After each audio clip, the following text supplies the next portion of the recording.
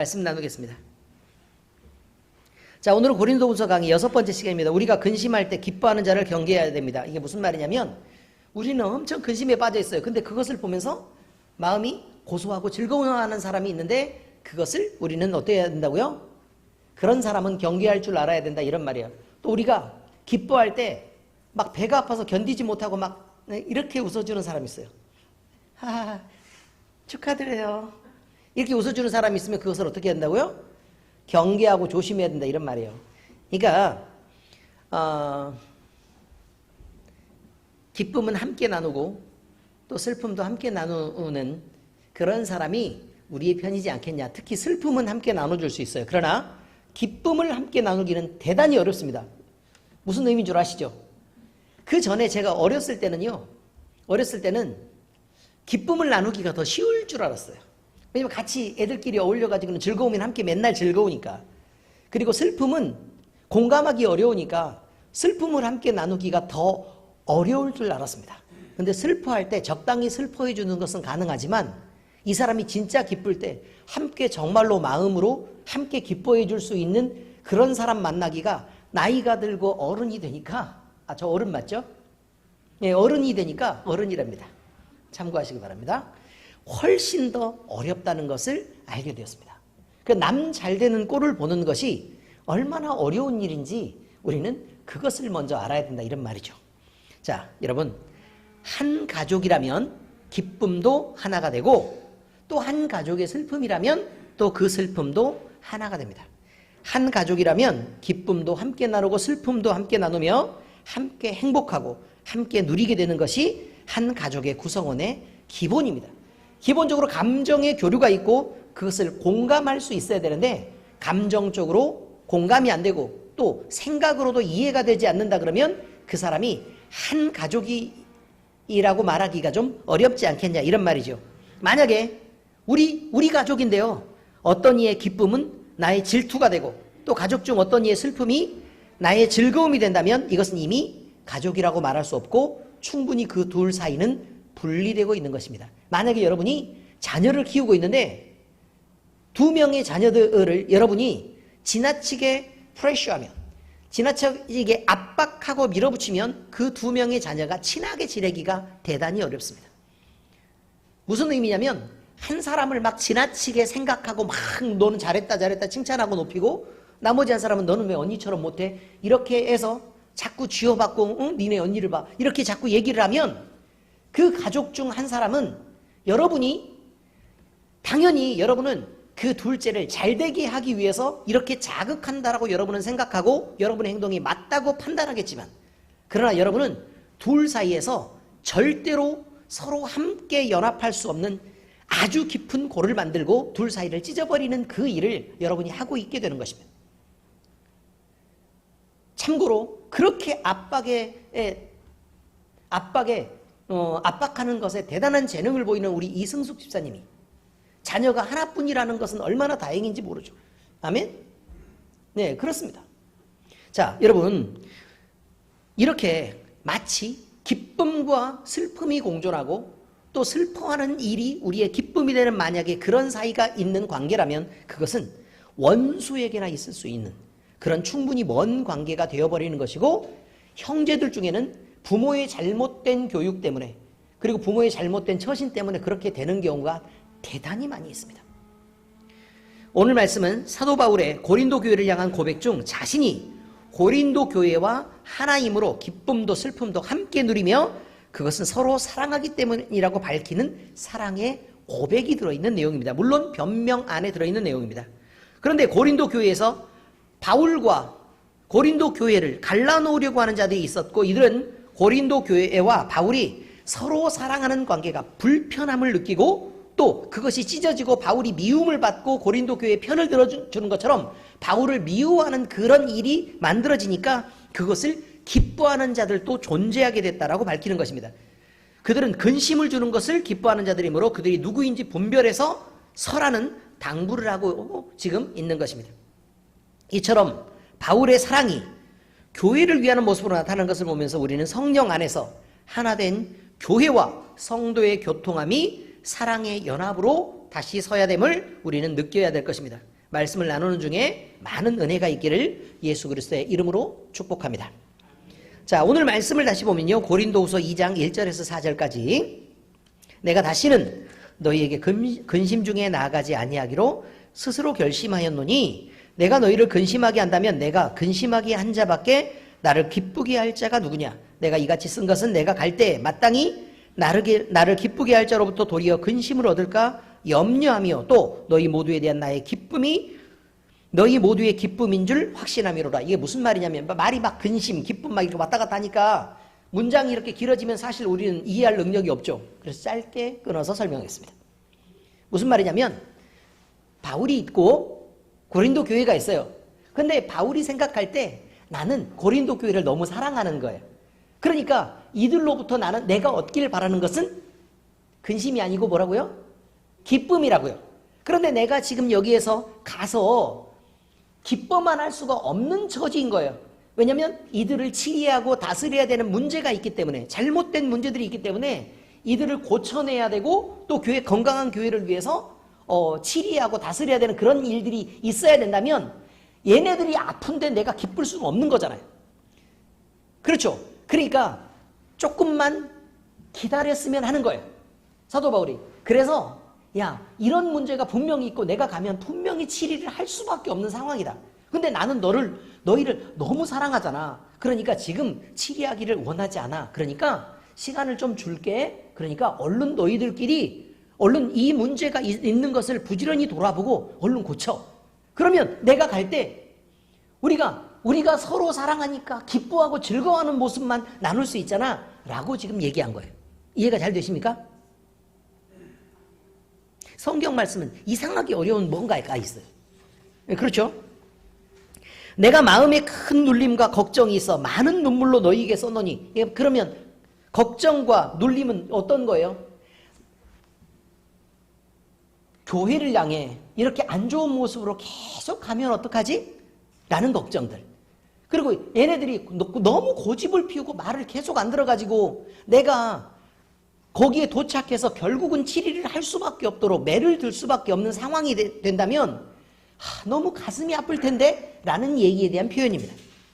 자, 썼노니 이는 너희로 근심하게 하려는 것이 아니요 오직 내가 너희를 향하여 넘치는 사랑이 있음을 너희로 알게 하려 함이라. 자, 무슨 말이냐면 우리는 큰 걱정이다 라고 얘기하지 말고 얼른 부지런히 우리에게 이런 잘못이 있었어?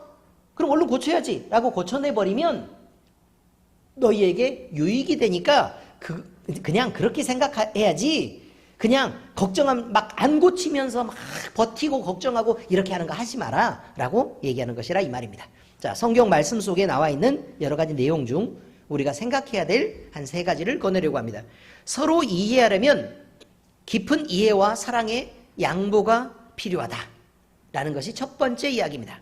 자, 오늘 본문은요 고린도후서 1장 23절에서 24절까지 말씀 내용에 이어진 것으로 2장의 첫 번째 부분까지 이어지는 부분인데 AD 55년경에 그러니까 주후 55년경에 있었던 바울의 근심의 방문이 있었다라고 얘기합니다. 근심의 방문 이후에 재방문을 하려고 했던 계획이 있었는데 그것을 연기한 이유와 눈물의 편지를 기록한 이유를 설명하는 일련의 내용을 담고 있는 것이죠. 바울은 이 편지를 쓰기 위해 편지를 쓰기 전에 고린도 후서를 쓰기 전에 2번이나 이미 고린도 교회를 방문한 적이 있다고 말합니다. 첫 번째 방문은 고린도 교회가 세워질 때입니다. 그러니까 전도 여행을 하면서요 고린도 지역이라고 얘기하면 지중해 위쪽에 그 에게해라는 데가 있는데 그 에게해하고 그 다음에 그 지중해 쪽하고 접하고 있는 그쪽 지역이 그러니까 반도 지역에 위치한 거예요. 그런데 이거는 아시아 지역이라기보다는 오히려 어느 쪽에 훨씬 가깝냐면 유럽 쪽에 훨씬 더 가까운 그쪽 지역이죠. 자, 아테네가 있는 그 옆쪽을 의미하고 있습니다. 자, 그 후에 바울이 아덴을 떠나, 이거 아테네를 의미하는 거예요. 그리스 아덴을 떠나 고린도에 이르러, 그러니까 옆쪽이죠. 아굴라라는 본도에서 난 유대인의 한 사람을 만나니 글라우디오가 모든 유대인을 명하여 로마에서 떠나라는 고로 그가 그 안에 브리스길라와 함께 이탈리아로부터 새로 온지라. 그럼 이탈리아는 여기 있죠. 반도로 이탈리아가 이렇게 있고 또 이렇게 바다가 이렇게 있고 그다음에 여기에 또 이렇게 그 반도가 있는데 그쪽에 아래쪽 부분의 위쪽에 뭐가 있는가 하면 고린도가 있다 이 말이에요. 고린도가 지역이 있죠. 자, 이렇게 그런데 그들에게 감에 생업이 같음으로 함께 살며 일을 하니 그 바울이 무슨 일을 하고 있었다고요? 천막을 만드는 일을 하고 있었는데 브리스길라와 아굴라 부부도 같이 천막을 만드는 같은 일에 종사하고 있는 거예요. 그러니까 같이 서로 만나서 일도 하고 또 함께 이야기도 하고 그럴 수 있었다 이런 말이죠. 그 생업은 천막을 만드는 것이더라. 안식일마다 바울이 회당에서 강론하고 유대인과 헬라인을 권면하니라. 실라와 디모데가 자 여기 또 사람이 늘어나죠. 실라와 디모데가 마게도냐로부터 내려오매 바울이 하나님의 말씀에 붙잡혀 유대인들에게 예수는 그리스도라 밝히 증언하니 이런 말이 이어지는 건 지금 이쪽이 고린도 교회를 첫 번째 방문해서 그쪽을 전도하고 그 다음에 회당에서 강론하고 그래서 고린도 교회가 만들어지는 첫 번째 방문을 의미하는 것입니다. 자, 두 번째 방문은요. 본서를 기록하기 고린도 후서를 기록하기 얼마 전에 이루어진 근심의 방문이었다라고 말합니다. 여기서 바울은요. 내가 다시는 너희에게 근심 중에 나아가지 아니하기로 스스로 결심하였노니 라고 기록하고 있는데 이것은 나는 이전에 두 번째 방문할 때 그러니까 첫 번째 방문이 근심의 방문일 리는 없잖아요. 그죠? 그러니까 두 번째 방문할 때 슬픔에 차 있었지만 이제 다시는 그런 방문을 되풀이하지 않을 거야 라고 얘기하고 있는 것입니다. 바울이 이런 결정을 자신의 방문 이후에 내가 근심 중에 다시 말해서 고린도 교회에 문제가 있으니까 그것을 치리하라고 방문을 한번 해봤더니 그때 교인들에게 매를 들고 혼내는 일이 너무 목사에게 가슴 아픈 일이었더라라는 것을 얘기하고 있습니다. 너무 가슴 아픈 일이었다. 그래서 감당하기 어려울 만큼 힘이 들었다라고 표현하고 있는 거예요.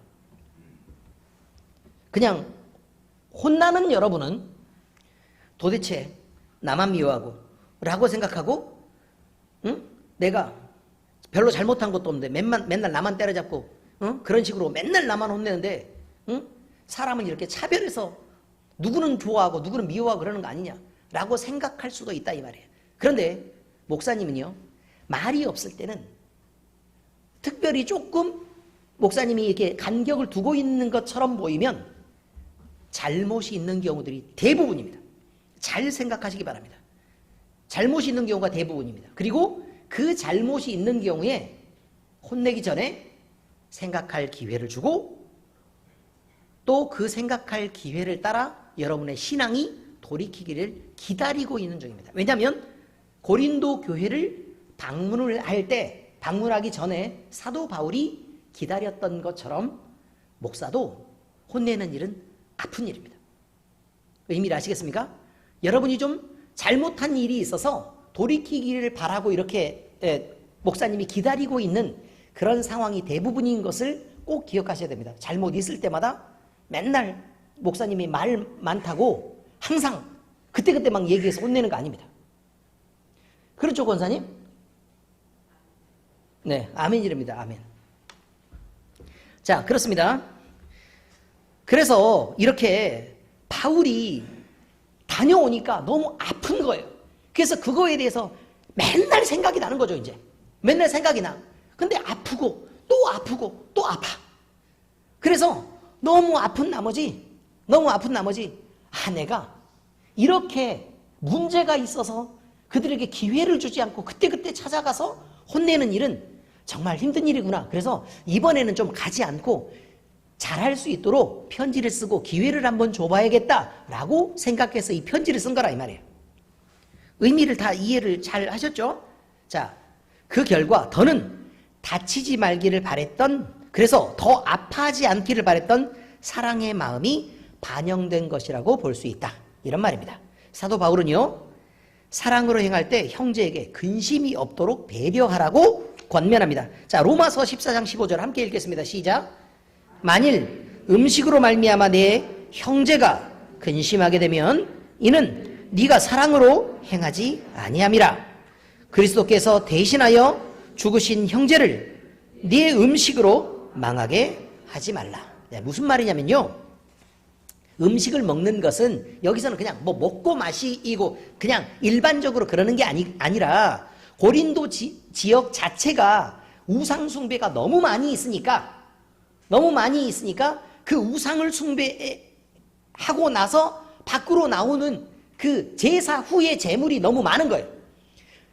특히 고기 종류는 다 우상에게 드려지고 난 다음에 나오는 것들이어서 그것을 먹는 사람들마다 마음에 불편함을 느끼고 마음에 그 믿음이 약한 자들은 그것 때문에 무너지게 됐다라는 배경이 있는 것입니다. 그런데 믿음이 있다고 자부하는 자들이 그들 앞에서 자유를 행한다고 우상의 음식들을 마음대로 막 먹고 마시면서 그것들을 즐기고 이렇게 하면 믿음이 약한 형제들이 그것 때문에 그들의 마음이 다치지 않겠냐 이 말이에요.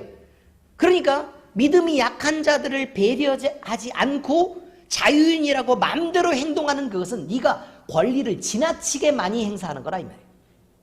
자유를 넘어서서 네가 방종하고 있는 거다.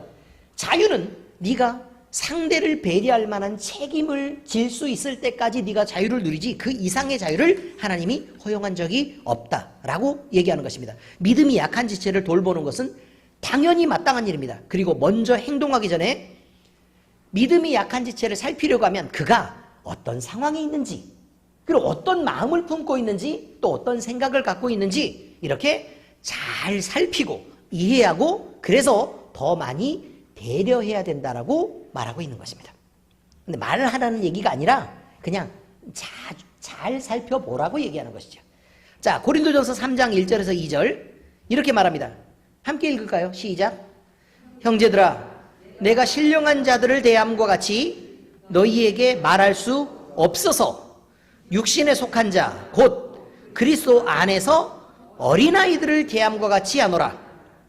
내가 너희를 저주로 먹이고 밥으로 아니하였노니 이는 너희가 감당하지 못하였음이거니와 지금도 못하리라.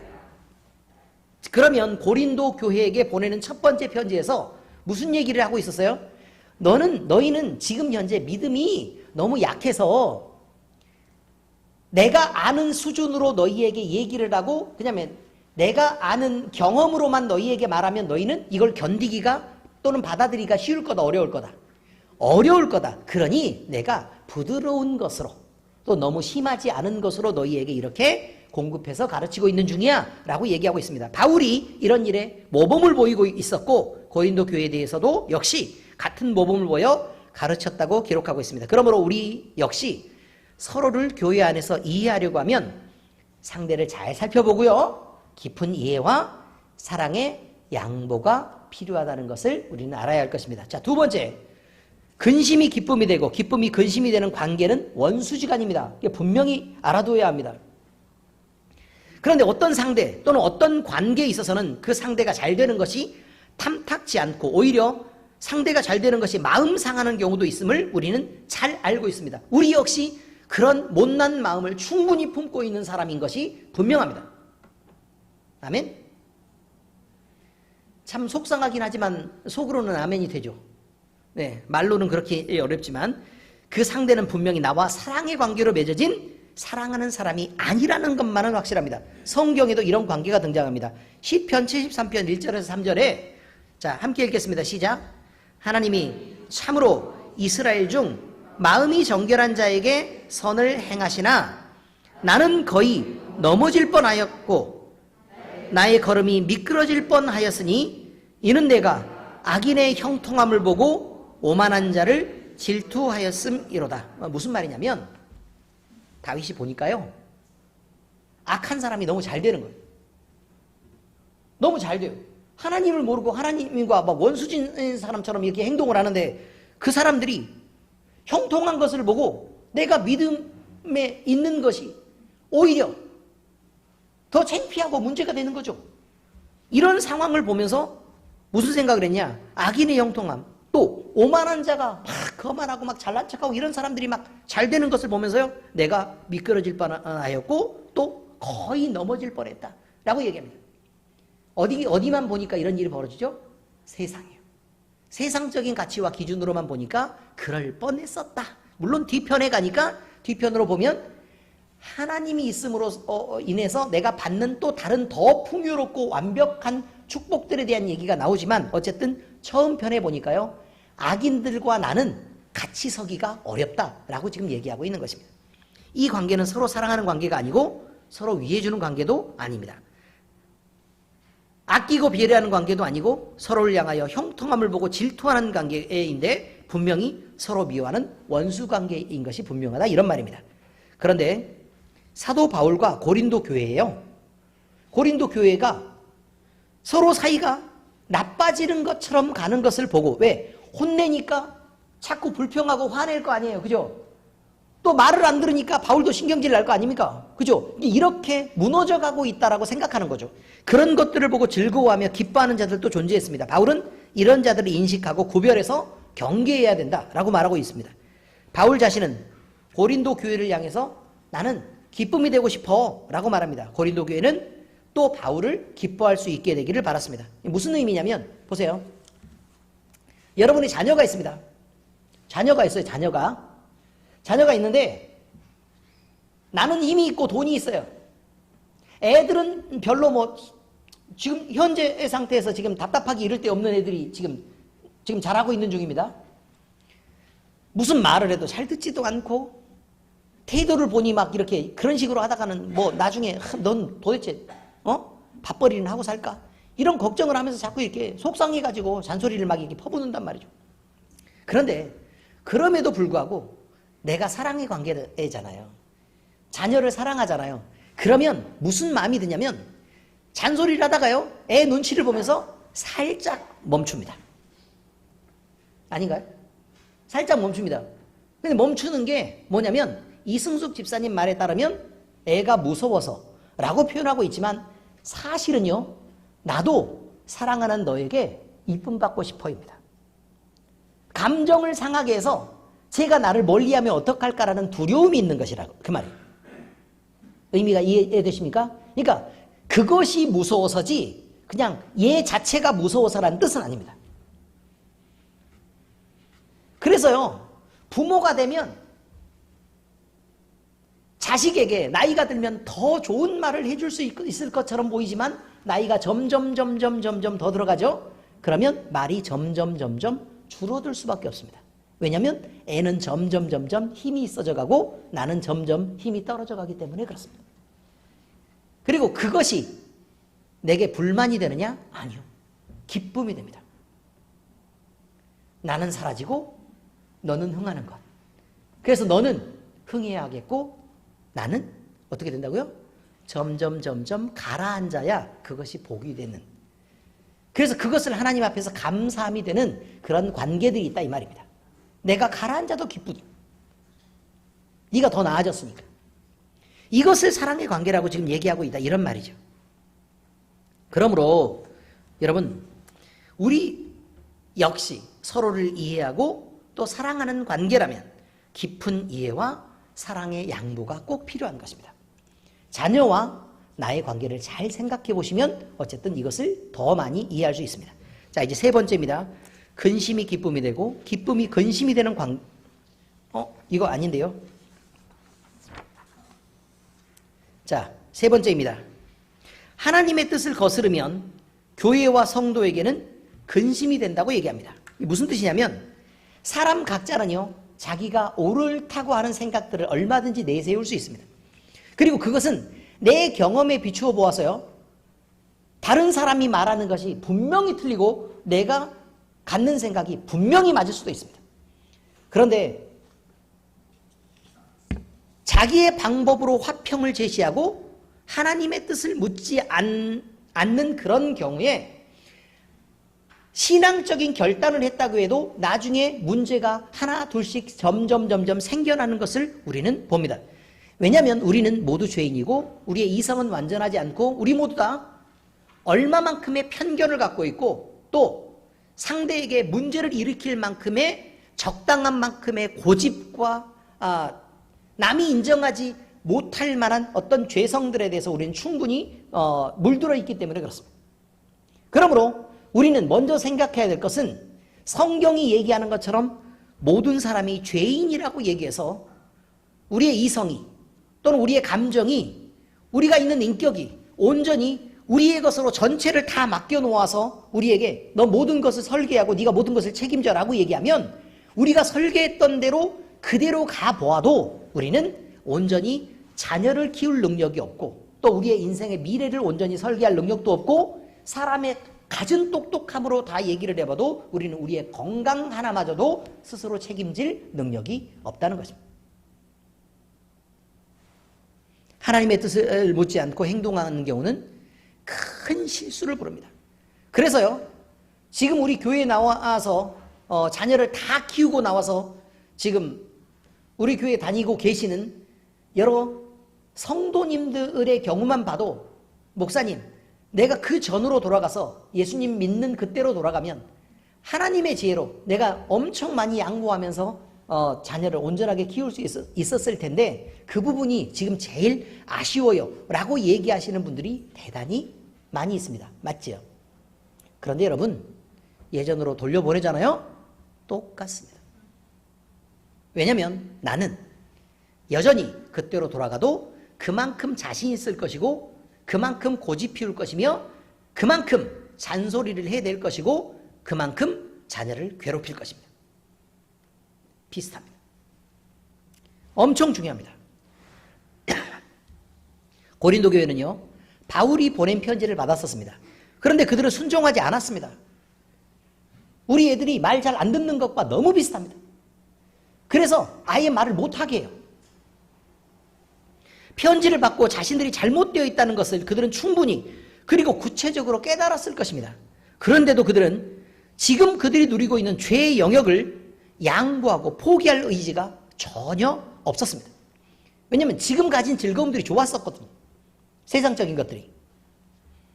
성과 도덕의 문제가 그렇습니다. 그러니까 성적으로 문란하게 살고 있는 그 지역 사람들을 본받아서 그들과 함께 누리고 성적으로 타락하게 막 즐기고 사는 것들을 그들이 누리고 있었다는 거예요. 죄를 누리고 있었다 이 말입니다. 교회 안에서 누리는 세상의 권세가 그랬으며, 자, 이 말은 무슨 뜻이냐면 세상에 있는 직업과 직책을 갖고 들어와서 나는 이만큼 밖에서 권세 있는 사람이야 라고 해서 아랫사람들로 다 취하고 부리고 이렇게 하는 일들을 그들은 멈추기를 싫어했다 이런 말입니다. 대충 이해가 되시죠? 뭐 이게 면장님이 갑자기 이렇게 우리는 면이 없으니까 지금 하는 얘기예요. 면이 있으면 이런 데 설교 못하죠. 면 아니고 이거 뭐죠? 구. 자, 면장님이 이렇게 와가지고요, 우리 교회에 왔는데 면에 있는 직원들이 여러 명이 쫙 이렇게 있는 거예요. 그러면 그들을 형제로 대하기보다는 뭘로 대한다고요? 김 부장 잠깐만 이쪽으로 와봐. 그래서 이거 저 과일도 좀 갖고 오고 좀 이렇게 좀 하지? 라고 얘기하면 김 부장님은 아유 면장님 당연히 제가 해야죠 라고 얘기하면서 처신을 잘 하는 그런 일이 교회에서 있으면 된다 안 된다? 안 된단 말입니다. 군대 얘기하면 또 안 좋아하는데, 근데 또 제가 군대를 또 엘리트 군대를 나오지 않았겠습니까? 대한민국 공군 출신으로, 여러분들은 그걸 당나라 군대라고 얘기하지만 당나라에 공군이 어디 있어요? 당나라에 공군이 있다는 얘기 들어보셨어요? 안 들어보셨어요? 안 들어보셨죠? 비행기가 없었다고요, 당나라에. 어쨌든 매우 군기가 약하다는 공군 출신으로 우리 비행단장님이 집사님이었습니다. 비행단장님이 집사님이었는데 일반적으로 사병들은 우리 공군 기지 교회가 있는데 사병들은 되게 편해요. 왜냐면 누군 줄 처음에 몰랐거든요. 그렇게 높은 사람을 멀리밖에 안 봤으니까 쫙 있어요. 그리고 차 타고 왔다가 내려서 뭐 인사하고 뭐 절 받고 뭐 한마디 하고 그냥 가버리는데 누군 줄 어떻게 알아요? 가까이 본 적이 없으니까. 그래서 사복 입고 딱 나오면 누군 줄 모르는 거예요. 근데 와서 집사님 하면서 막 친하게 지내고 막 과일 먹고 장난치고 막 이렇게 했었거든요. 근데 어느 날 우리 대대장님이 교회를 왔단 말이죠.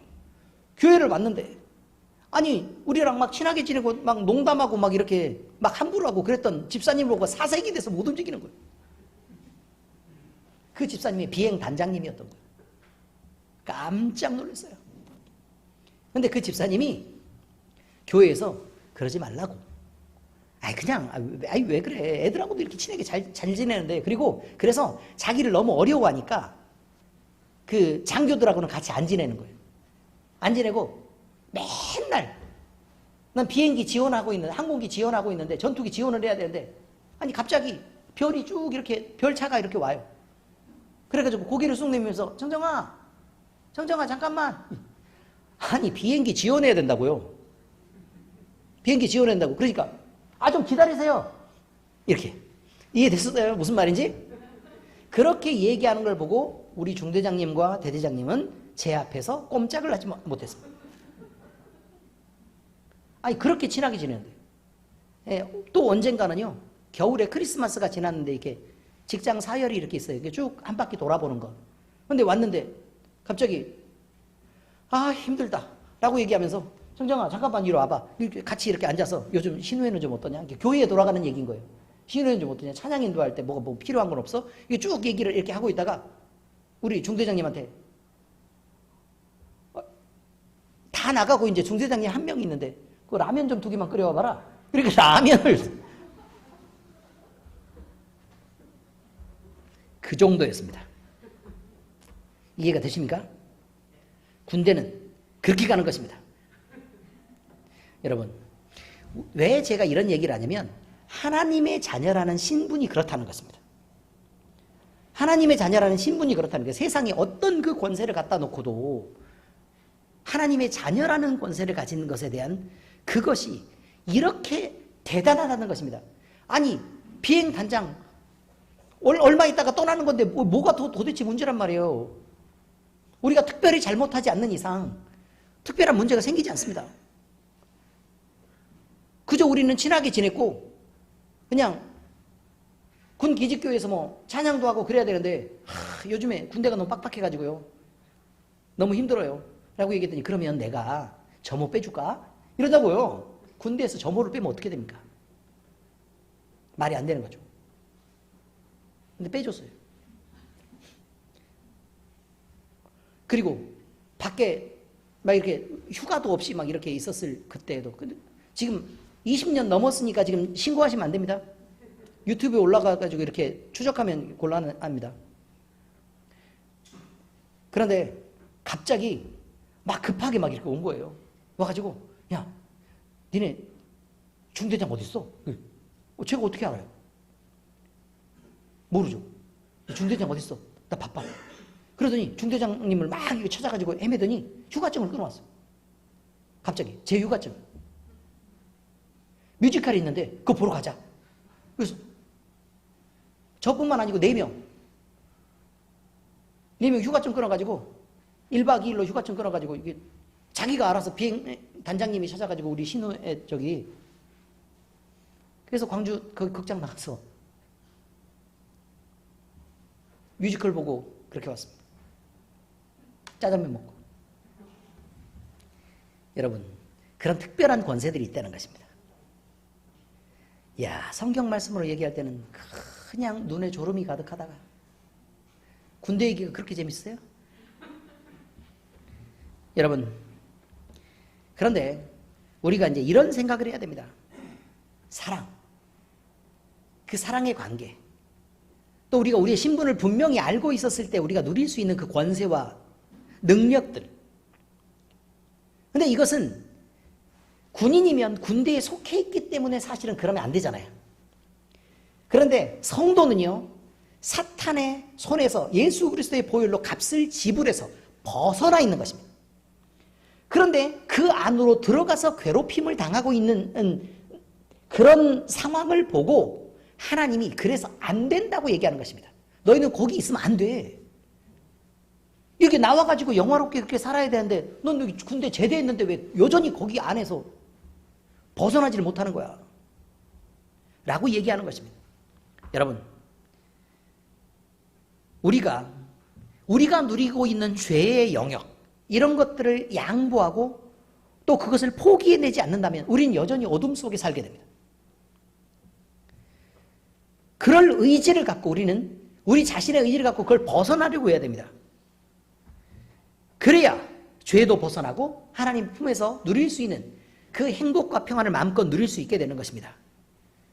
하나님의 질서가 무너진, 그래서 세상의 질서가 지배하는 그 속에서 계속해서 산다면 세상이 교회 안으로 들어올 수밖에 없고 세상이 교회를 지배하는 그런 세상에서 여러분들이 살게 됩니다.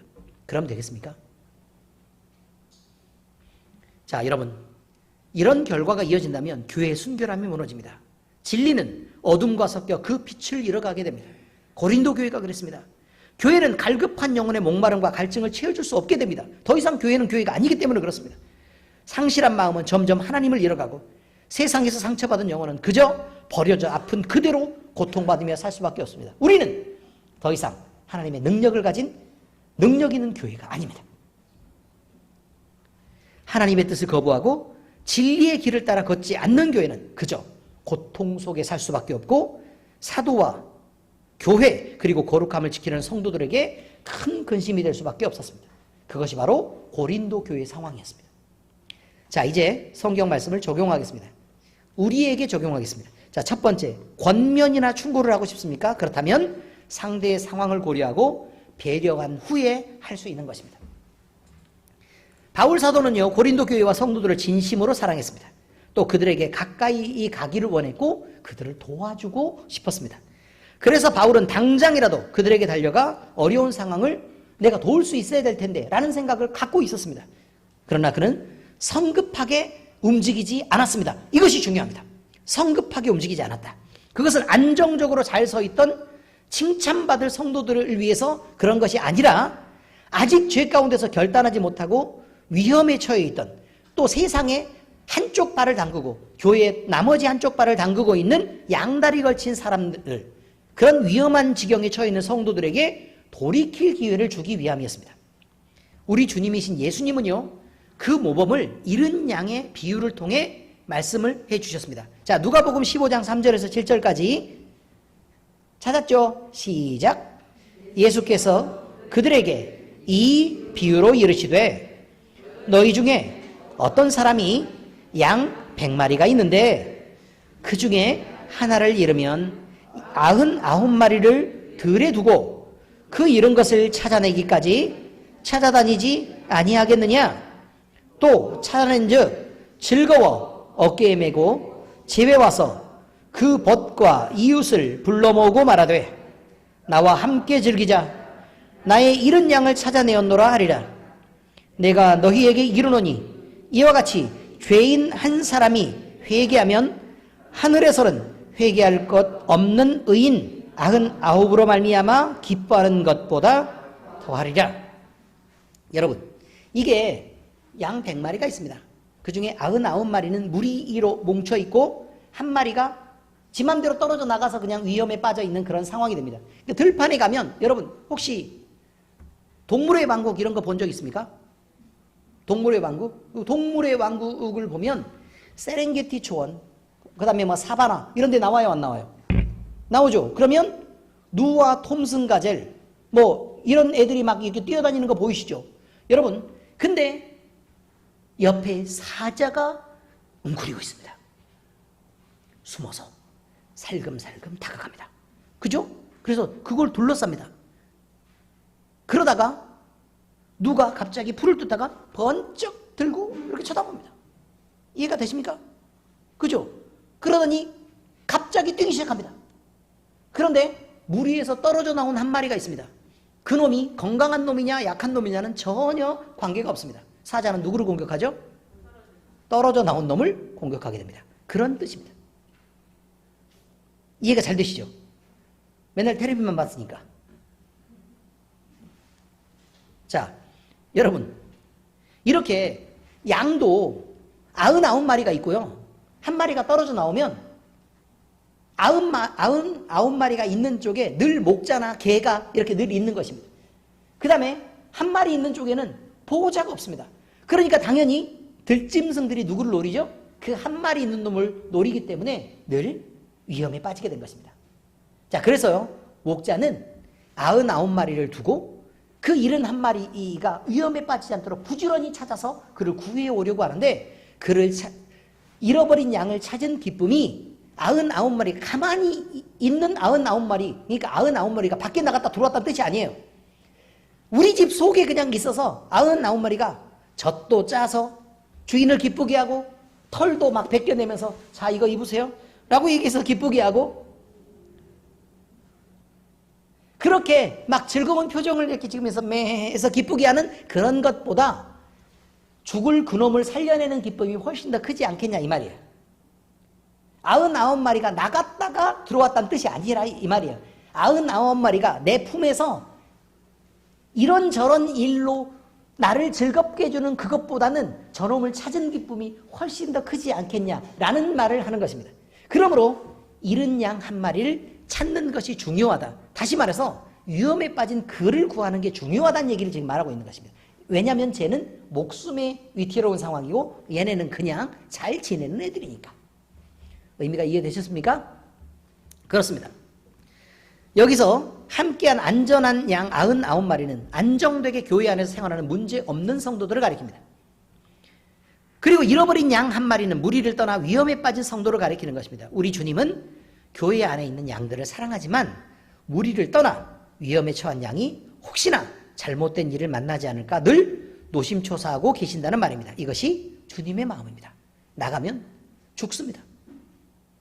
결국 죽습니다. 무슨 의미인지 아시죠? 그냥 죽는 게 아닙니다. 사자도 엄청 강한 애가 싸움에서 졌습니다. 그래서 씩씩대면서 밖으로 나가가지고 내가 혼자 못 살 줄 알아? 밖으로 나갑니다. 어떻게 되죠? 죽습니다. 그렇다고요. 자신할 일이 아닙니다. 우리의 상대를 향한 권고는 이해와 배려가 없다면 날카로운 칼이 되어서 그의 마음에 박히게 될 것입니다.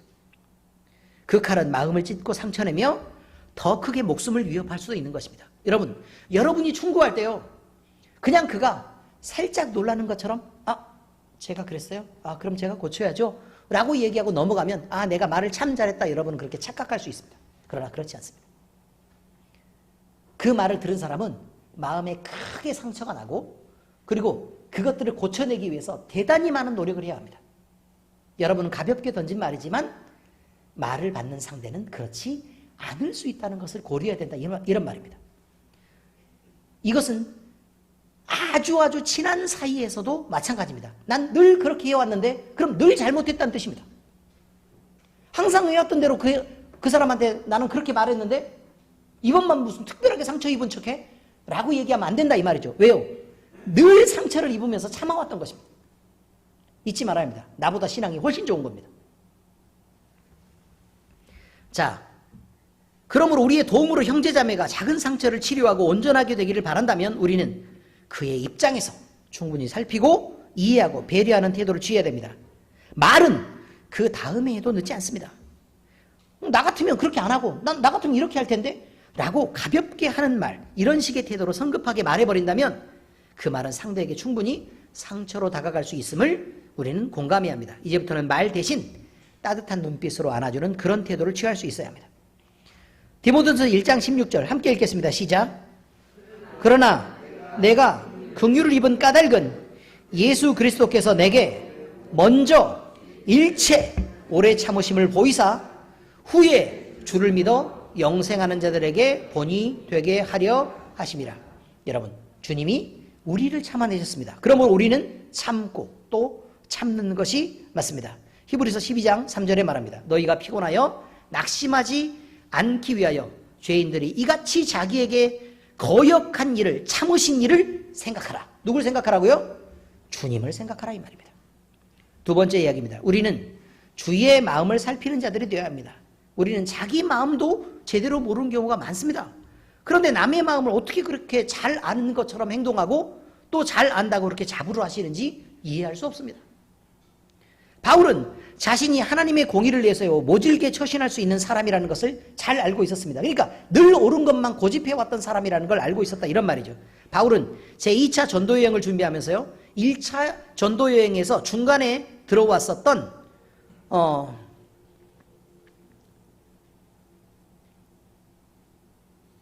마가 요한의 일로 바나바와 심하게 다툽니다. 그런데 중간에 마가 요한이 들어왔었는데, 그러니까 청년 마가 요한이 들어왔는데, 그러니까 마가가 들어왔는데 그가 돕겠다고 들어왔어요. 그런데 잠깐 지나자 뭐 특별한 일에 대한 기록은 없는데 그가 견디지 못하고 그냥 떠나갔습니다. 바울은 그것 때문에 신경질이 났어요.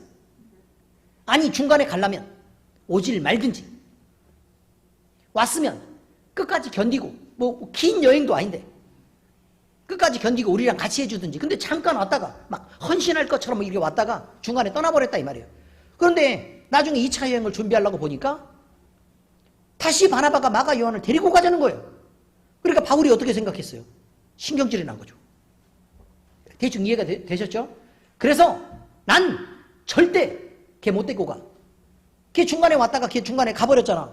근데 그런 애를 데리고 긴 여행을 내가 어떻게 하란 말이냐, 전도 여행을. 안 그래도 힘든 일이 더 많이 있을 텐데 난 그렇게는 못한다 라고 얘기합니다. 그게 바나바와 그것 때문에 싸우게 됐어요. 바나바는 뭐라고 얘기했냐면, 야 우리가 처음부터 잘하는 사람이 어디 있어. 늘 부족하고 못하고 실수도 하고 그러지. 아니 젊은 친구가 중간에 좀 못할 수도 있지. 근데 그걸 갖다가 한 번 그걸 잘못했다 그래서 다음에 기회를 안 주면 그럼 얘는 어떻게 전도자가 되고 하나님의 사람은 어떻게 세워지란 얘기냐.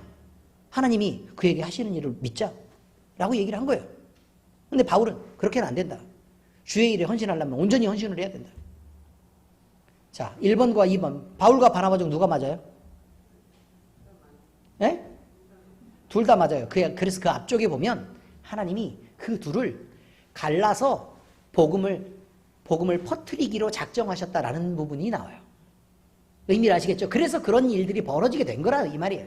자, 여러분 그러면 우리는 바울은 이렇게 자기가 바나바와 다툰 일들에 대해서 그가 전혀 생각하지 않고 난 내가 옳았어 라고 판단하지 않았습니다. 바울은 그렇게 행동했음에도 불구하고 그 다음에 바울은 무슨 생각을 했냐면, 아 내가 너무 의로움만 강조하고 있는 것 아닌가, 너무 법대로 하려고 이렇게 하고 있는 거 아닌가.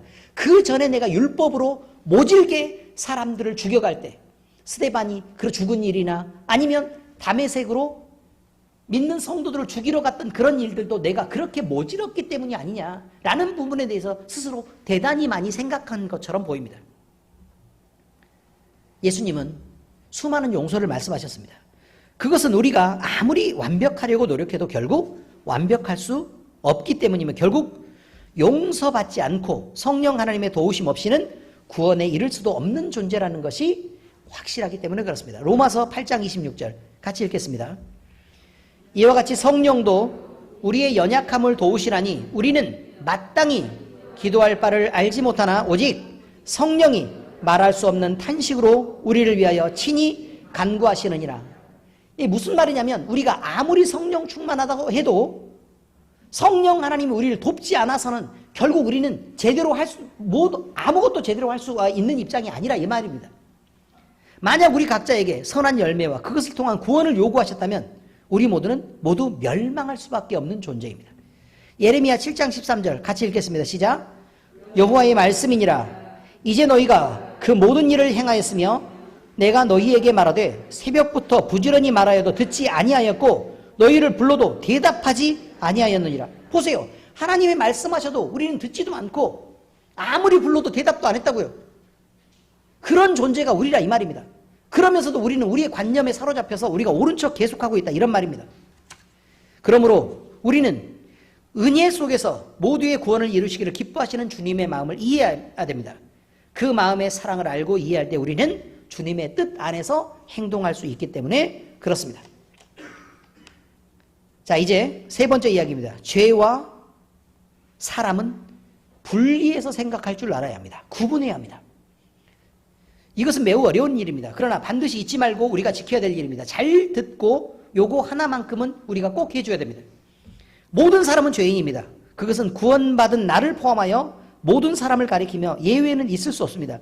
그러니까 성경은 그렇게 말합니다. 기록된 바 의인은 없나니 하나도 없으며 깨닫는 자도 없고 하나님을 찾는 자도 없고 다 치우쳐 함께 무익하게 되고 선을 행하는 자는 없나니 하나도 없도다. 그럼 여기 전체 중에 한 명이라도 있다고요, 없다고요?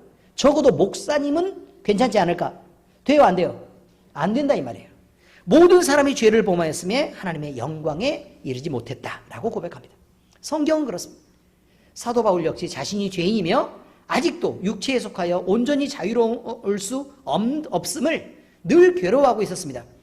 로마서 7장 22절에서 25절 이거는 읽어줘야 됩니다. 시작. 내 속사람으로는 하나님의 법을 즐거워하되 내 지체 속에서 한 다른 법이 내 마음의 법과 싸워 내 지체 속에 있는 죄의 법으로 나를 사로잡는 것을 보는도다. 오호라, 나는 곤고한 사람이로다. 이 사망의 몸에서 누가 나를 건져내랴. 우리 주 예수 그리스도로 말미암아 하나님께 감사하리로다. 그런즉 내 자신이 마음으로는 하나님의 법을, 육신으로는 죄의 법을 섬기노라. 여러분, 그러니까 아무리 하나님을 잘 섬기고 싶어도 결국 죄의 법대로 우리는 얼마만큼 살아갈 수밖에 없는 존재라는 거예요. 근데 이것을 마치 자기는 모두 다 의로운 것처럼 판단해서는 성경을 제대로 읽지도 않는 사람이라 이 말이에요. 우리가 겉으로 나타난 모습으로만 사람을 판단한다면 온전한 사람은 당연히 없습니다. 그건 나를 포함한 모두를 표현하는 것입니다. 그리고 흠을 잡으려고 생각한다면 흠 없는 사람이 어디 있겠습니까? 미워하려고 생각한다면 미워할 구석이 없는 사람이 어디 있냐 이 말이에요. 그러므로 우리는 단지 겉으로 나타난 몇 가지 모습으로만 사람을 판단하지 말아야 합니다. 우리의 분별은 사람이 가진 영혼의 소원과 죄에 끌려다니는 모습을 구분하는 것으로부터 시작됩니다. 다시 말하면 잘 보세요. 내 마음의 소원은 하나님의 법을 따르는데 어쩔 수 없이 육신을 가지기 때문에 얼마만큼의 실수를 하고 있는 그런 상황들을 구분해야 된다고 지금 얘기하는 것입니다.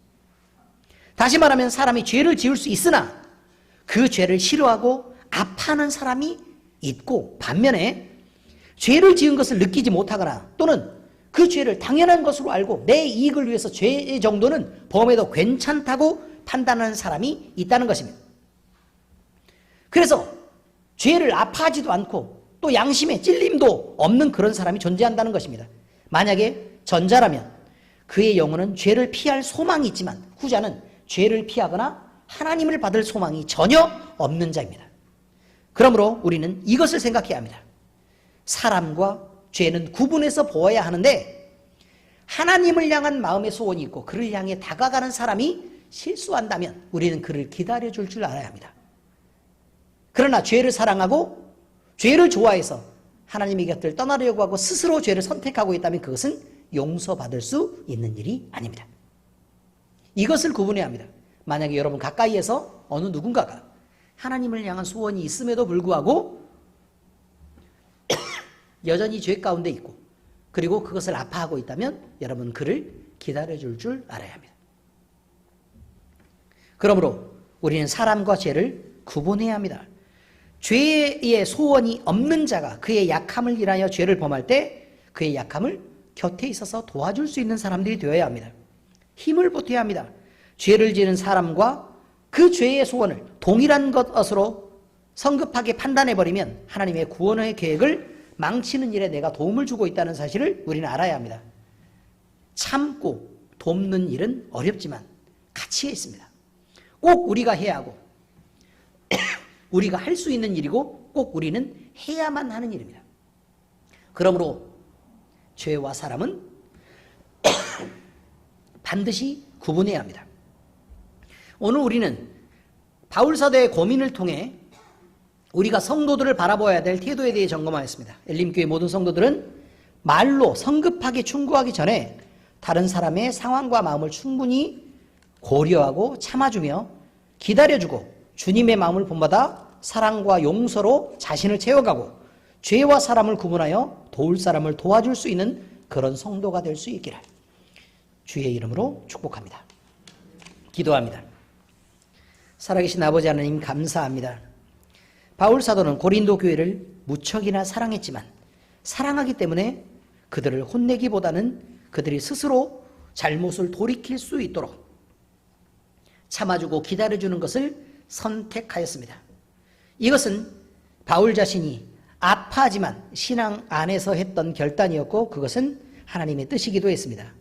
우리는 이 바울 사도의 기다림을 본받아 우리가 할 수 있다면 되도록 형제를 위해서 참아줄 수 있는 자가 되기를 원하고 의와 바름을 내세우기보다는 인내하고 또 그가 잘 설 수 있도록 우리가 돕는 역할을 잘 감당하기를 바랍니다. 우리의 마음을 사랑으로 채워주시옵소서. 우리의 마음을 용서로 채워주시옵소서. 우리의 마음을 기다릴 수 있는 절제로 채워주시옵소서. 그래서 죄와 사람을 구분하되 그 사람이 바로 설 수 있도록 우리가 돕는 자로 바로 서게 하시옵소서. 살아계신 우리 주 예수 그리스도의 이름으로 감사하며 기도합니다. 아멘.